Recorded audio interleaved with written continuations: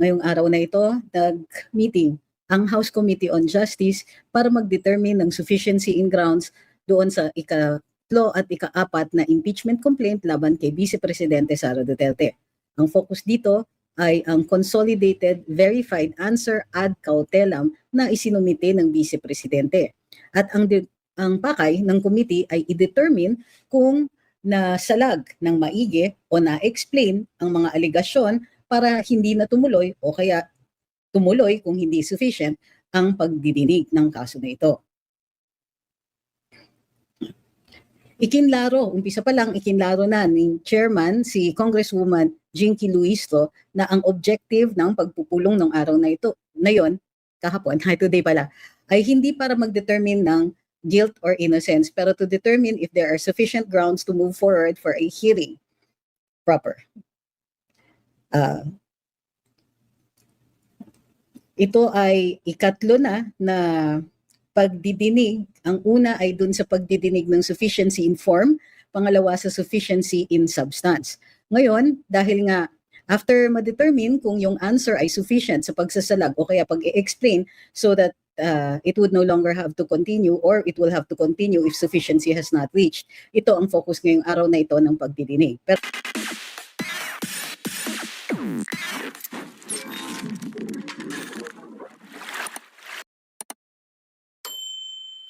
So bago tayo rin magpatuloy, huwag pong kakalimutan na ang mga katanungan po ay paunlakan natin sa dulo na matapos po natin ipahayag yung mga pangyayari ngayong araw na ito. Okay? So, paalala lang po, ito po ay tungkol sa pagdidinig sa kasong impeachment ni VP Inday na nakahain sa House of Representatives. Nung una, 4 po ang isinumite na reklamo, ngunit 2 lang po ang ipinagpatuloy, yung isa ay dinismiss, yung isa po ay withdraw.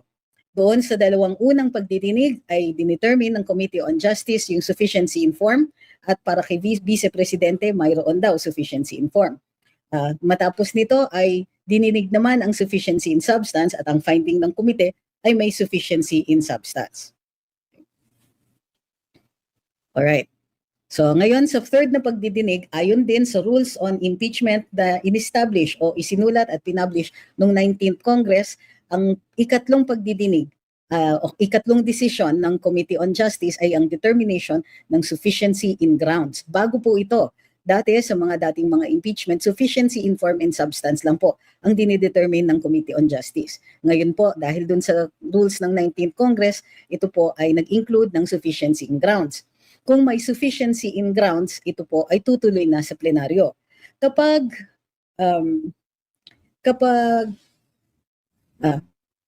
Okay na tayo? O sige, pagpapatuloy natin. Doon sa sufficiency in grounds, kailangan madedetermine ito base daw, ayon kay Congresswoman Luisto, yung chairman ng committee, i-determine ito base doon sa answer. So nakapokus kanina ang diskusyon doon sa answer ni Vice President Inday. At ang una pong dininig ay ang kinatawan ng mga nagrereklamo. At ito po ay si Congresswoman De Lima at ipinahayag niya ang kanyang panig dito. Pero balikan natin yung ating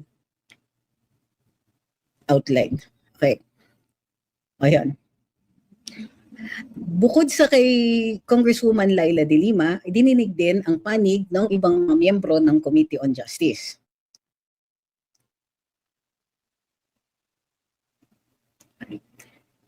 Ayon dun sa mga miyembro ng committee, hindi daw answer ang isinumite ni Vice Presidente Inday. Ang tawag ni Congresswoman Laila De Lima, non-answer or general denial.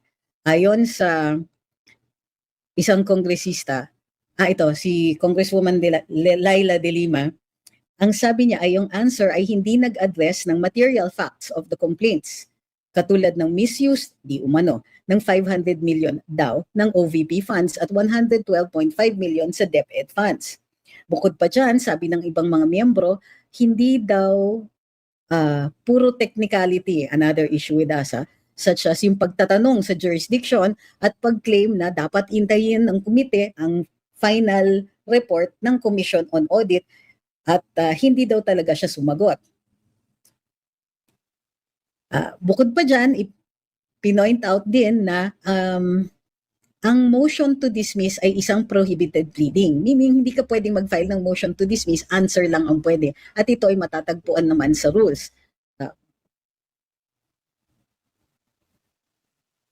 Nagkaroon ng debate kung ano yung sufficiency in ground. Kinwestiyon ito ni Congressman Marcoleta kung kailangan pa ba daw na i-discuss ang sufficiency in grounds. Ngunit sinabi naman ni Chairwoman Luislo or Chairperson Luislo ay nandun naman po ito doon sa rules on impeachment ng 19th Congress. Ang nairesolba, unang-una, sinabi na may sufficiency in grounds. Yun ang boto ng komite. Bumoto din sila na in both kumbaga may sufficiency in grounds sa third complaint at sa fourth complaint. Matapos nito, ang finding ng sufficiency in grounds, inexplain ni Congresswoman Luislo na ang susunod na stage ng pagdidinig ay yung hearing ng Committee on Justice kung saan magpipresenta ng ebidensya at mga witnesses para on the case. So nag-set na sila ng schedules, ang susunod na hearing March 25, matapos noon April 14, April 22 at April 29. Nilagay ng chairman on record that the plenary had authorized the committee to continue these proceedings and exercise auxiliary powers such as protecting witnesses during the House recess. Bakit nila diniscuss ito? Dahil may pending motion si Congressman Chel Jokno tungkol sa pagpoprotekta sa mga witness at kung kinakailangan daw ay dapat mailipat ang kanyang detention doon sa House kung kinakailangan in the process of protecting the said witness. Sinabi naman ng committee ay ina-acknowledge nila yung mga motions katulad ng production of documents tulad ng pagbubukas ng bank accounts at pagsumiti ng statement of assets, liabilities, and net worth ni Vice President Inday. Ngunit tatalakayin ito sa March 25. Okay, tingnan natin ang inyong mga katanungan.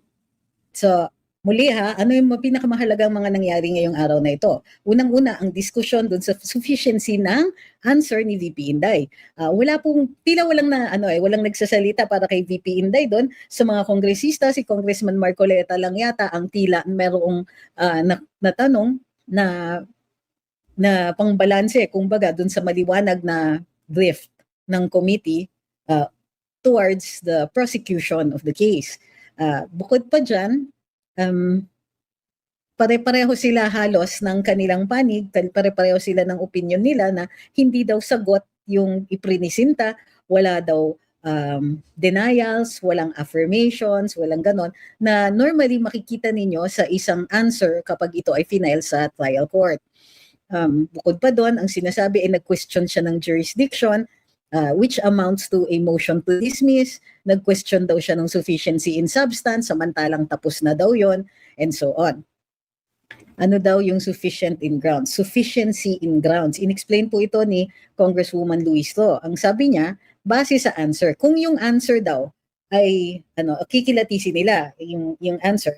Kung sufficient, kung baga nasagot niya lahat ng mga paratang doon sa mga reklamo at naliwanagan ang lahat, na-explain niya at tila wala namang wrongdoing, that will be insufficient in grounds. Kung sakasakali naman hindi enough yung pagsasalag, hindi nasalag yung mga reklamo o yung mga akusasyon, then insufficient in grounds yun. Saglit lang po. Sabi ni Ma'am Marie, I think VP wants to proceed with the trial para doon mapresenta niya yung mga evidence. It's useless to deal with that people in Congress kasi lahat naman nandun sa committee gusto siyang ipa-impeach. Well, may hearing din po kasi sa Committee on Justice. Sabi ni Julian's World, ayaw ng mga crocs na makialam na naman ng Supreme Court. Alam kasi nilang gawa-gawa lang ang complaint, walang strong evidence. Makatarungan po ba ang hinihinging bank records nila kay VP Sara? Right now, hindi naman po. Kasi unang-una, ang basihan ng pag-ububukas ng bank records niya ay tungkol dun sa paratang o akusasyon na siya daw ay nagnakaw, may violation ng Anti-Graft and Corrupt Practices Act o nag-commit siya ng graft and corruption. Pero wala po talagang kaakibat na ebidensya ito, kundi yung pag-increase ng kanyang net worth over a period of 18 years. Kung may issue o may krimen dun sa pag-i-increase ng kanyang assets during the time na hindi pa siya Vice President, hindi po yan admissible, bunga nga ng resolusyon ng Korte Suprema dun sa kaso ng Duterte versus House of Representatives, kung saan sinabi ng Korte Suprema na hindi po included ang mga acts committed bago siya naging official, na bago siya naging impeachable official. Kumbaga, kung ini-impeach siya bilang Vice Presidente, mga acts lang as Vice President ang maaari nilang gamitin bilang pagpapatunay na siya dapat ay matanggal sa opisina. Karapat-dapat ba na i-impeach siya?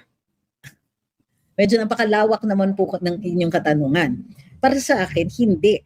Kasi ang mga akusasyon nila ay bare allegations. Ibig sabihin, hindi talaga nila napapatunayan. Ngunit dahil yung mga nang-aakusa ay sila din nakaupo doon sa Kongreso at sila po ang nagde-determine ng probable cause dito, then nagiging ganyan yung mga umaabot sa punto na umaandar ang impeachment proceedings doon sa House kahit kung babasihin natin sa ebidensya, kulang na kulang para tumuloy ito.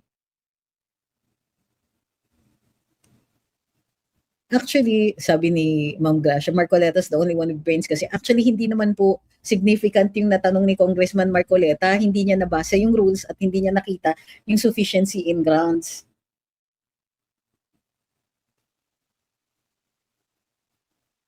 Bakit tinatanong na naman yung ad cautelam? Hi Kenzo, diniscuss po yan several times na. Gayunpaman, here is the short answer. Ang ad cautelam means with caution. For practical purposes, ang ibig sabihin nito, nire-reserva ni BP Inday ang kanyang karapatan questionin yung jurisdiction ng House of Representatives dito sa kaso niya while at the same time makakasagot siya. Kumbaga, sinesafety lang niya yon. Normally kasi pag walang jurisdiction at umapir ka, inamin mo yung jurisdiction ng hukuman or in this case ng House. So nilalagay yung ad cautelam para masabing wag nyo po basihin yung nag-o-oppose pa rin kami sa jurisdiction dito pero kailangan namin sumagot.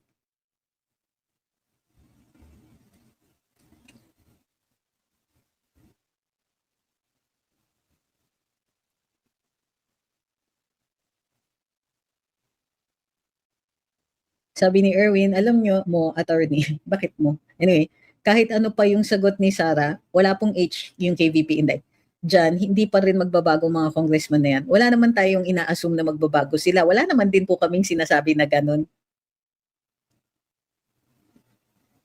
Yun, sabi ni Ma'am Patricia, ako nga 100 lang pera ko 18 years ago pero ngayon 6 digits na. 6 digits pa rin.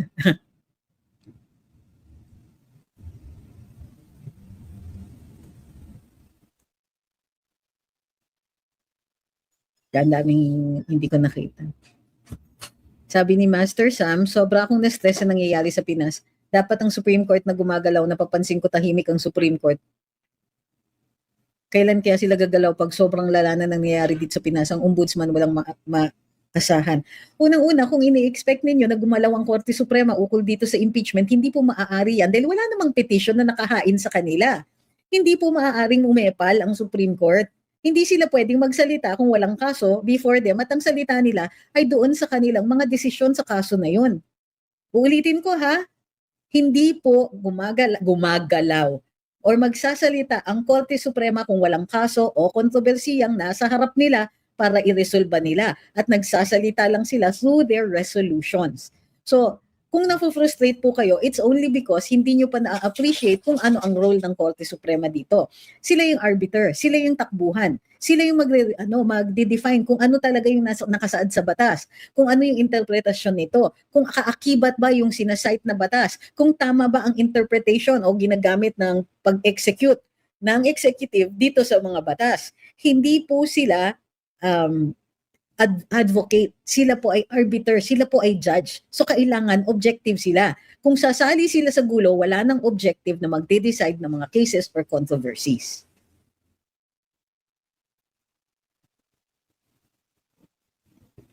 Ano na po mangyayari after discussion kanina sa Committee on Justice? Ma'am, maghihiring po sa March 25.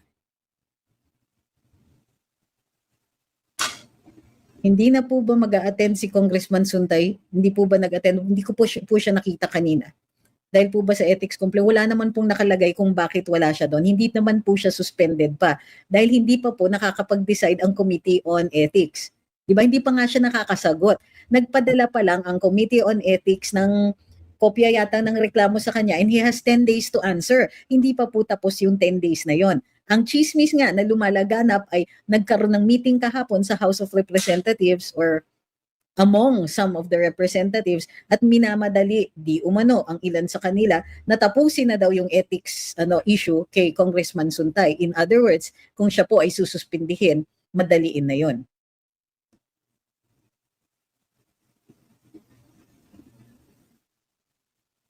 Sabi ni NASA, sumagot na po si Attorney Poa, ng ano po?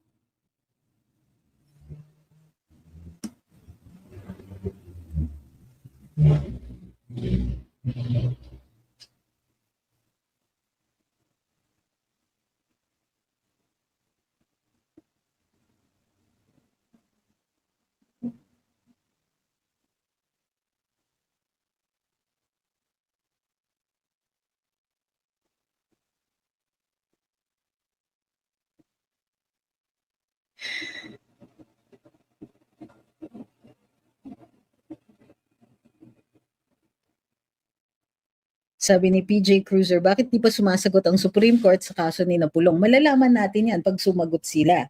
Pero ganito po yun, ha? Habeas corpus po ang final ni Congressman Pulong. Ganon din ang final ni ni Mayor Baste, ganon din ang final ni Miss Kitty. Okay? Anong ibig sabihin ng habeas corpus? Yung mga kaso na yon, it is to show the body. Dalhin nyo yung tao dito sa harap ng hukuman para alam namin kung at magde-determine yung hukuman kung tama yung paghawak doon sa tao. Okay? So it's show me the body. Ngayon, wala na yung person ni PRD dito sa Pilipinas. So, posibleng maging moot and academic yung kaso. Naiintindihan nyo ba kung bakit importante na alam niyo to? Wala nang urgency kasi wala dito si PRD. He is beyond the reach of the jurisdiction of the court. What remains na lang, if ito ang hinihingi pa rin ng mga partido, ay yung legality ng pagkuha sa kanya before. Yung pagkuha sa kanya up to the point na naisakay siya sa eroplano at umalis. So, yun na lang ang determination ng court. Therefore, since wala na siya within the jurisdiction of the court, kung mag-issue sila ng writ of habeas corpus, which normally is issued after 72 hours, what good is that going to do? So yung tanong ninyong bakit hindi pa, yung tanong ninyong bakit ang tagal, is a relative term. Matagal compared to what? Ano ang reason kung bakit sinasabi ninyo na dapat ilabas na nila? Will it affect the proceedings in the ICC? Hindi natin alam. Kasi so far, na-allege na ni Attorney Kaufman yon doon sa ibang mga motions niya, pero wala pa naman akong nakikitang naging desisyon. Ang sinasabi lang ng ICC is that he was legitimately arrested. So ito yung tanong ko sa inyo, bakit kayo natatagalan? Ano yung time element nakikita ninyo? Kung bakit kayo naiinip sa desisyon ng hukuman?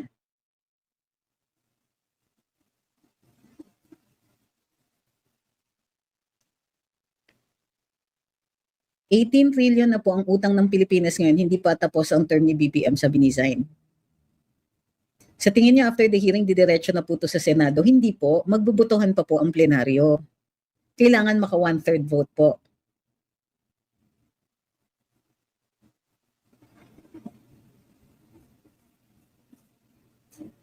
Sabi ni Julian's World, sufficiency in grounds, not sufficiency in evidence. It doesn't work po that way. Yung evidence is what supports the findings.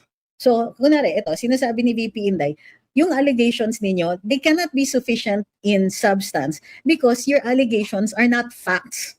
An allegation is not a fact. A fact means that it is either self-evident, pag tinignan mo yun, o yun na yun, that's a crime. O yung, halimbawa, yung increase ng net worth ni VP Inday does not indicate a crime. It means nag-increase yung kanyang net worth niya. It could have been all legal, it could have been all, increases in interests from savings, etc., or other things. In other words, looking at the increase in her value is not evidence.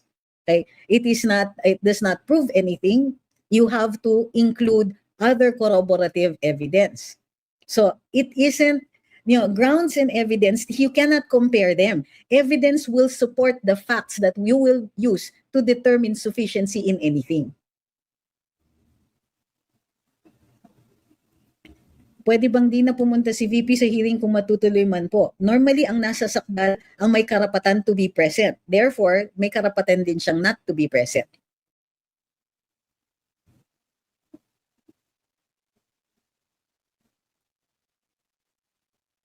Sabi ni Erwin, obvious naman kasi nagalit sila kay VP Sara.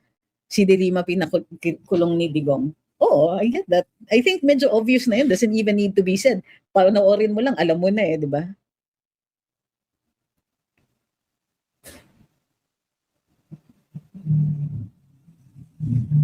Sabi ni Emmy, void ab initio. What is void ab initio po? Huwag niyo po akong bibigyan ng incomplete sentences or questions kasi sayang ang oras natin. Sabi ni TSZ, Suntay, balita sa social media na namigay ng tulong sa mga kababayan sa Quezon City. I don't know what Kong Leviste said. So kahit ulit-ulitin niyo po yung comment ninyo, hindi ko babasahin kasi hindi ko alam yan. Nasasayang yung oras. Sabi ni Chris, nagyabang na si Sandro na may 200 na silang pipirma kaya sa Senado na lang tayo mag-intay. Alam natin na maraming senador na ayaw ma-impeach si VP. Hindi. Binabantayan ko pa rin ang Kongreso para alam ko kung sino yung hindi ko pa, kumbaga, who I will campaign against in 2028. Hindi pwedeng walang ito, walang pushback ito. Sa 2028, sisiguraduhin ko itong mga pangalan ng mga miyembro ng Committee on Justice ay hindi makakalimutan. And yes, nire-record ko pa pati yung mga sinasabi nila dito sa mga committee hearings para maalala ng mga tao kung kapag nangangampanya na sila kung anong pinagsasabi ng mga ito. Kaya no, hindi ako papayag na skip ko na lang to, hindi ko to papanoorin, Senado na lang ang bakbakan. Of course not.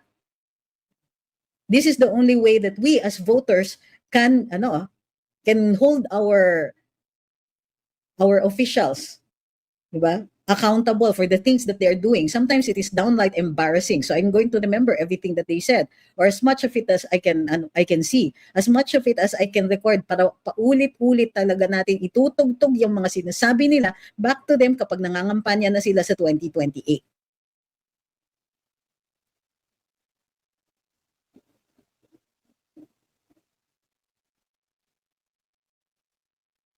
Sabi ni Skylus, the spokes episode with Miss Granada was the worst of all episodes. I haven't watched it and I don't think I'm inclined to. Sabi ni Bay, nakalabas na ba si Tatay Digong sa Hague? Bakit niyo po tinatanong yon? Sino ba ang nagsasabi na nakalabas na siya? May balita po ba kayo na ganon? Kasi so far, wala naman pong ganon. So where is this question coming from? Sabi ni Gabester, lahat ng boboto sa impeachment, sagad dapat ang kampanya na wag iboto. Hi kay Egg, sabi niya, what's your experience judging Jessup? Ang gagaling ng mga bata, but there's some of them still have certain tics that they can get rid of before they go sa internationals. Pero magagaling sila lahat.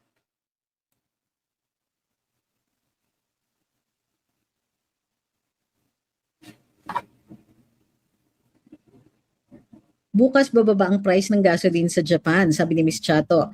Sasagutin ng government yung pagbaba. Hay, kayang-kaya nila doon. Dito kasi, anong binigay nila kanina? 5,000 ayuda. Wala pa sigurong 1 linggo ubus na yon. Tapos, hindi lang yon. So, nagbigay silang ayuda sa mga drivers, tricycle drivers and so on, mga nasa transport sector. Pagkatapos, hindi niya pinayagan na mag-price increase para makahabol yung mga nasa transport sector nga. Sabi niya, naku, kawawa naman yung mga mananakay. O sige, hindi siya magpapataas ng ng presyo ng transport. So, nabigyan nga niya ng 5,000 yung mga nasa sektor, pero lugi pa rin. Bakit nakikiepal si Trillanes? Saan po?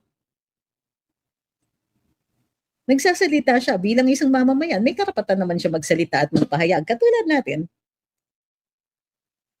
So, alam niyo naman, at saka hindi naman yun talaga tumigil like ever, di ba? Meron mga posts na gano'n. Sabi ni Bay, marami kasing posts na misleading. Nako, pagsabihan yan. Sabihin ninyo fake news yung mga ganyan. Pag sinasabing pinakawalan na, nakauwi na o pauwi na, yung mga ganyan. Nako, wala kasing ganyan na kahit anong report. Sabi ni Ferdinand, pero Attorney Bulag si Katarungan, di naman po sila siguro bingi at walang pakiramdam. Marami nang tumatangis, di man lang maramdaman. Oh, sir. Go, Ate is calling you. Di man lang, ano yan?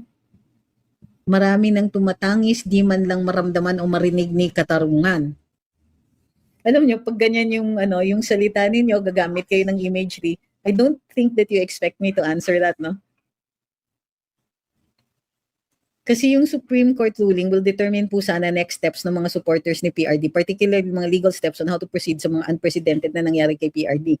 Ang supporters ni PRD hindi po party to the case sa habeas corpus.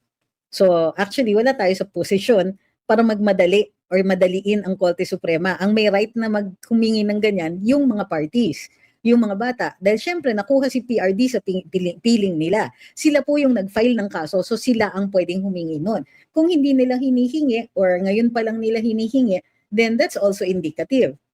Diba? Ngayon lang sila nag-ask. Kasi in a habeas corpus case, normally time is of the essence. Eh wala na nga yung tao. So, anong justification ngayon para madaliin sila? Hindi po grounds yun ha, yung sinasabi ninyo kung anong gagawin ng mga supporters. Hindi mo masasabi yan sa Korte Suprema, uy Supreme Court, wala kaming alam kung anong gagawin namin next, dalian yun na dyan. Hindi po ganyan.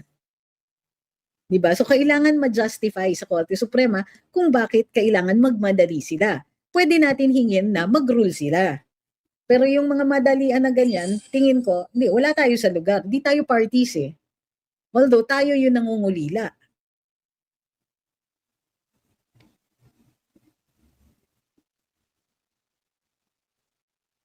Hi kay Ma'am Cornelia. Julian. Uy, okay lang yan. Grabe kayo. Ano nangyayari? Bakit nagte-thank you kayo sa kasagutan? Normal po yung pagsasagot natin. Minsan ang di normal yung mga yung mga sinagot mo na galit pa. Sabi ni Ma'am Marlene, sabi po ni Doc Lorraine at ka Eric, ayon sa intel nila, may ipapagur daw na senador at palalabasin nila na may kinalaman si VP para makasuhan at tuluyan ng maalis sa pwesto. It's not that easy to do that. Hindi ako nagdududa sa sincerity ni Doc Lorraine at ni Ka Eric. Gayon pa man, grabe kung totoo, di ba? Bakit binawi ni BBM yung fare increase na pamasahe para sa mga driver? Dami na dismaya sa utos. Sa ika nga ni Senadora Amy, ay wala ba silang GC? Yun. Tingin niyo po, ano ang result ng ginagawa ng HOR? Sir, hindi ko alam kung ano ang sagot na gusto ninyo kasi pang hinihingi ninyo ay i-predict ko ang mangyayari. Hindi natin alam. Ang ano lang natin, hindi nga natin ma-predict kung ano yung magiging boto eh.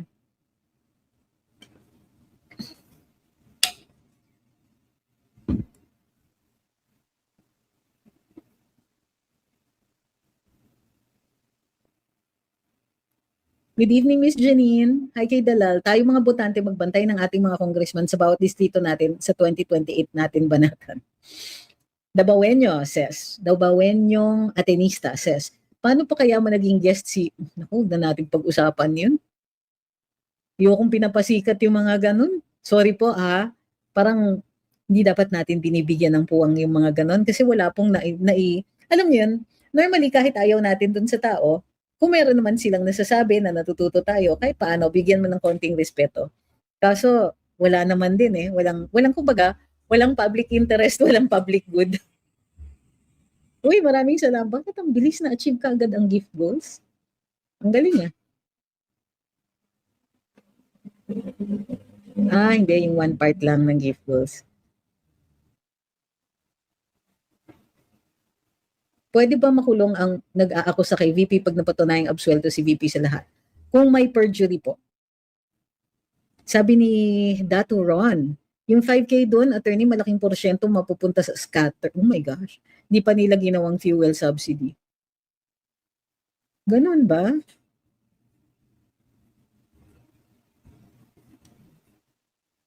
Sabi ni Strictly, sinagot ni Strictly under duress yung katanungan tungkol kay Sunny. Sabi ni Strictly, bakit nakikiapal si Trillanes? Yun kasi yung regular day job niya. Sabi ni Grace, totoo bang may pinadala ng mga Pinoy soldiers sa war? Wala po tayong nakikitang report tungkol dyan.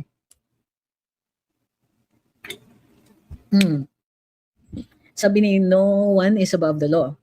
paano kung yung mga political dynasty sa mga ilang lugar na mahirap talunin at walang malakas na kalaban at di takot pumirma, nakakapanghinayang lang.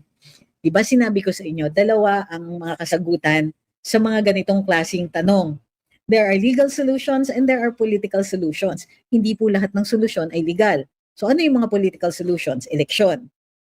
Impeachment is a political solution. People power is a solution as well. It's also a political one. So, huwag kayong magagalit kung yun lang yung mga available na answers. Ang iisipin ninyo is why are they not working? Halimbawa, isolve ninyo yung problema na bakit hindi pumupunta ang mga tao sa rallies.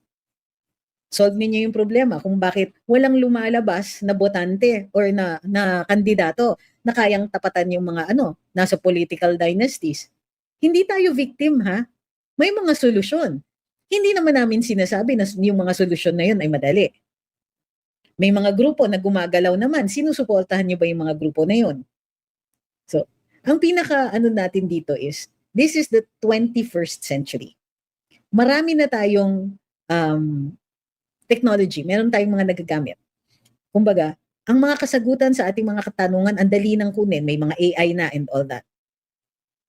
Then we can solve some of these problems. Ang pinaka nakakalubog sa atin is yung helplessness. Yung learned helplessness. Paano yun? Yung sagot, yung tanong na ganun, paano yun is victim question. Paano yun? Parang, paano yun? Wala kaming power. Paano yun? Wala kaming magagawa. Paano yun? Ang lakas-lakas nila. Paano yun? Bendalo sila. Paano yun? Ganto-ganto. These are victim questions. The question really is, how can you solve it? How can we solve it? All of us working together. Or is it a problem to work together? Ayan, isa pa yan. Siguro, it's better to put our resources, our heads together, and figure out a solution. Instead of yung iiyak na lang tayo sa isang tabi at sasabihin natin weak tayo tapos sila malakas. That doesn't solve anything. What's your impression on Senator Angara's leadership in the DepEd? Wala akong napapansin eh. I think it's because he avoids a lot of publicity, doesn't talk to the media as much, so hindi siya napapansin. So, I have to check.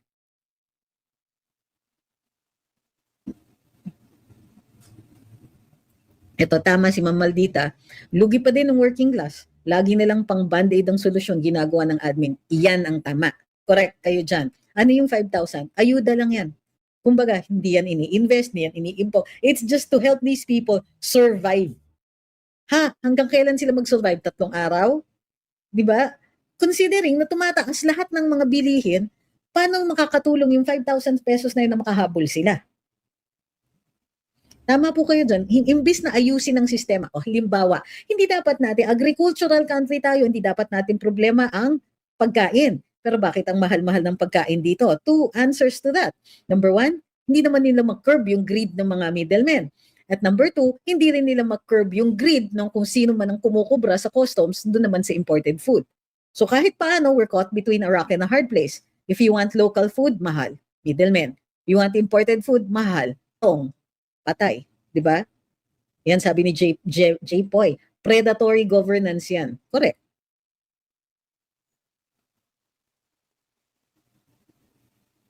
Doable po kaya ng OP if hindi magpa-price increase ang mga fuel companies dito sa Pinas for 3 months?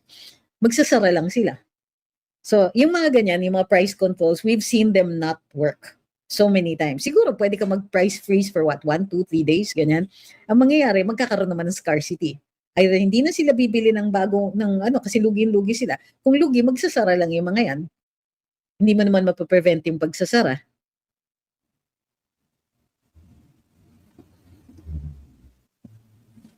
Sabi ni Will, Mark, sufficient in grounds na. Meaning wala ba talaga kagat yung answer ni VP like yung opinion ng ibang attorney vlogger o sadyang bias lang talaga? Ano po ba ang laban ni VP? Anong sinasabi na, bring up niyo yung sinasabi ng ibang attorney vlogger o anong sinasabi ng ibang attorney vloggers? Sabi ni Ma'am Janine, sorry, pero para kompleto yung tanong. Sabi ni Ma'am Janine, bakit nawala? Dali Ma'am Janine, pabalikan ko, hindi ko mahanap. Andyan si Attorney Bill, pwede natin tanungin. Sabi ni The Lucky Kitty Cat, palaging kawawa ang mga farmers natin, imbis na i-boost ang local agriculture para maging self-sustaining tayo. The priorities of this admin don't make sense. Sabi ni Rafi Kong Puno expressed dismay in VP's defense. Defense team's answer ad cautelam because they allegedly focused on technicalities, Mariosep. There's that word again. Instead of answering the allegations directly, jurisdiction is not a technicality. Jurisdiction is the threshold question. Can this house, are they allowed to make a decision on this one?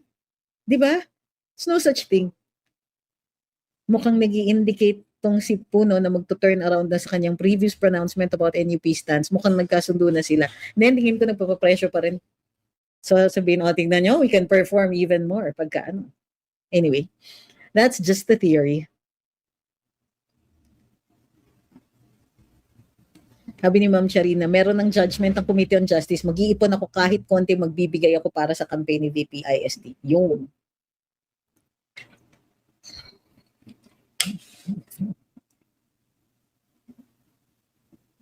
Thank you, Sir Jake. Hi kay Kimwell.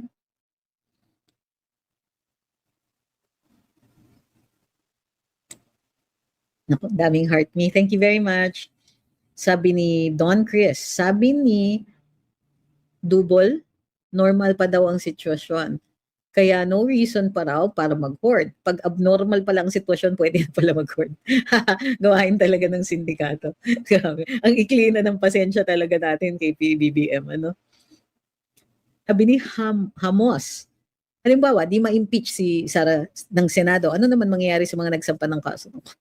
Kanina ko pa sila, nakatatlo ng tanong na ganito Dapat makasuhan din kasi nagdulot ng kaguluhan, right? Kumbaga mag-backfire yung kaso kasi. Hindi po. Okay, seatbelt na muna ang lahat kasi magsasagot na naman ako ng frequently asked question. Mga galit dyan, naiintindihan ko galit ninyo. Gusto ninyo na may balik. Okay. Hindi lahat po ng balik, kailangan gamitin mo yung kaso. Hindi po lahat ng kasagutan sa ating katanungan or sa mga frustrations natin ay legal na solusyon. Hindi po lahat na idadaan sa kaso. Okay. Number 1, anong pwedeng balik dyan? Wala. Unless they committed a crime. O ano yung pwedeng crime dyan? Perjury. Kung nagsinungaling sila. Pero take note, hindi yung mga kongresista ang nagka-create ng complaint. Hindi sila sumumpa. Walang ginawang sworn statement ang mga yan. So paano natin sila babalikan? Pwede siguro mag-file si VP Inday ng civil case for damages. Pwede siguro yon. Pero si VP Inday lang. At ang tanong ay gagawin ba niya yon? Kasi ibig sabihin haharap siya sa hukuman, i-explain niya sa hukuman, ito yung mga losses ko, ganito yung binayad ko sa abogado, ganito yung nangyari, ganito yung etc. I don't think the VP is going to do that. Now, why is it hard? Okay, why kailangan may crime, kailangan may wrongdoing? Because hindi naman talaga pang revenge ang ang mga hukuman natin, ang justice. The justice system is not intended for revenge. It's intended to penalize somebody who has done something wrong. Lumabag ka sa batas, may parusa ka dyan. So, to some extent, siguro nasa-satisfy yung feelings of revenge natin, pero hindi yun yung pakay. Pangalawa, it is for reform. So, yung mga kriminal, pag sila po ay nakulong, many instances dahil mahihirap, they don't know any better, one, natututo sila, magbabago sila. Yan, that's the other thing na reason for filing cases. And number 3, kung mayroong damage, mapupuno yung damage na yon. Now, your thirst for revenge is not the kind of damage that the court is thinking of. It's really yung mga damages like sleepless nights, besmirched reputation, ganyan. Actual damages, nagbayad ka ng abogado, lost time from work, etc. Yung mga ganyan. Pero hindi ko sinasabing walang balik. Okay? Number 1, ano yung biggest revenge act natin? Huwag silang iboto. Kung sila ay mag-a-attempt na mandaya, bantayan natin. I-vlog natin. Yung mga tao ni Congressman so-and-so, ganito ginagawa sa distrito nila. Distinguish, not every problem has a legal solution. Not every act that distresses you is an act that can be the basis of a court case. So in politics, there are also political solutions. Elections is a political solution. Right? Yes, I get it. And Diyos ko, I feel exactly the same way. Hindi pwedeng walang ganyan. But you know what else we can do? Kapag nanalo si VP Inday at sinabi niya kailangan managot ang dapat managot, we can demand as the voters na itong mga to, Itong mga tumanggap ng maleta, and they're probably the same persons, ay managot sa batas. Yan, may legal solution na. It's not direct. Kasi meron silang kasalanan, sila naman po ang kalad ka rin sa hukuman. That's just an expression, kalad ka rin.